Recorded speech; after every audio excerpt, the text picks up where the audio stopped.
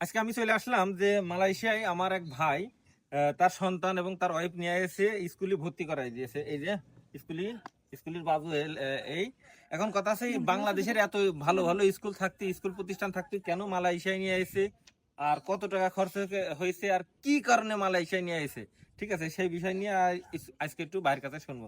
ভাই, হ্যাঁ ভাই। বাংলাদেশে ডেফোডিল থেকে বাদানে ভালো ভালো শিক্ষা প্রতিষ্ঠান আছে, বেসরকারি আছে, সরকারি আছে, আপনি কেন আপনার সন্তানকে মালয়েশিয়া নিয়ে আসলেন? ভাই, বাংলাদেশে শুধু চেতনা চেতনা চেতনা চেতনা, এই চেতনা ছাড়া কোনো কথা আছে ভাই? হ্যাঁ, বাংলাদেশে কোনো প্রাইভেট স্কুলে পড়াইতে গেলে মধ্যবিত্ত যারা, তাদের সন্তানরা কি লেখাপড়া করানো সম্ভব? যারা হাই কোয়ালিফিকেশন অর্জন করতেছে, দেখেন কি ওই রাজনীতিবিদদের ছেলেবেলেরা, হ্যাঁ। আর আমাদের মধ্যবিত্ত ছেলেবেলেরা তারা হচ্ছে কিন্তু ওই মানে অপথে কুপথে যায়। এরই জন্য ভাই আমি আছি দীর্ঘদিন মালয়েশিয়াতে আছি, দেখলাম যে মালয়েশিয়া বর্তমানে অল্প টাকায় অল্প খরচে ফ্যামিলি নিয়ে থাকা এবং বাচ্চাদের লেখাপড়া করা হ্যাঁ। খুবই সহজ। তার জন্য ভাই এদেরকে নিয়ে আসছি। এখন ফ্যামিলিও কাছে থাকলো, আমিও কাজ করলাম, আবার বাচ্চাটাও লেখাপড়া শিখলো। তো ভাবির ভিসা কয়দিন দিয়েছে? ভাবির বিষয় এক এক এক বছরের। এক এক বছরে মানে রিনিউ করা যাবে যতদিন হ্যাঁ, পর্যন্ত, যতদিন এ থাকবে ততদিন রিনিউ করা এর যাবে। এর অধীনে আছে, যতদিন এ থাকবে মালয়েশিয়া ততদিন ওর আম্মু থাকবে। হ্যাঁ।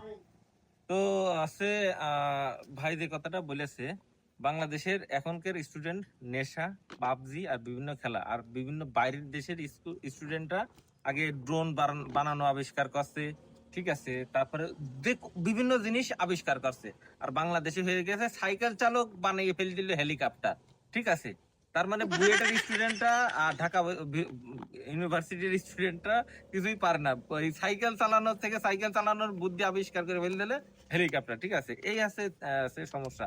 আর রাজনীতিবিদরা চেতনা চেতনা নিয়ে মানে ব্যস্ত, কথা কিন্তু খারাপ না। সো আমরা কাজের কথায় ফিরে আসি, যে কত টাকা খরচ হয়, কি কি ডকুমেন্ট লাগে, প্রসেসিংটা কি, সেটা আর কি শুরু করি। ভাই, হ্যাঁ বলেন। তো ভাবি কি আপনার রেফারেন্স আছে? না, ওর বাচ্চার রেফারেন্সে। বাপার বাচ্চার রেফারেন্স আছে। আচ্ছা ভাবি, আপনার কি এয়ারপোর্টে মালয়েশিয়ার ইমিগ্রেশন পার হতে কি মানে জিজ্ঞেস করছিল?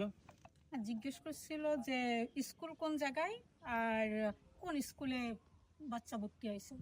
মানে এই যে যেরকম অনেকেই তো আসে, বিভিন্ন রকম ভাবে আসে, তো জিজ্ঞেস করছিল যে স্কুল, মানে স্কুলের নাম এবং সে স্কুলের লোকেশনটা কোন জায়গায়, আর ডকুমেন্ট তো সব ওকে, ঠিক আছে। তো এই কারণে অতিরিক্ত কোনো কিছু জিজ্ঞেস করিনি, ভিসা দিয়ে দিয়েছে। কারণ এখানে যে স্কুলের যে ইনফরমেশনটা, অফার লেটারটা, এই যে এটা আর আছে, এটার কারণে এই সব সমস্ত ডকুমেন্টের মিল থাকলে আপনার ভিসার বা কোনো সমস্যা নেই। বাংলাদেশি এম্বাসি, বাংলাদেশি ইমিগ্রেশন অফিসে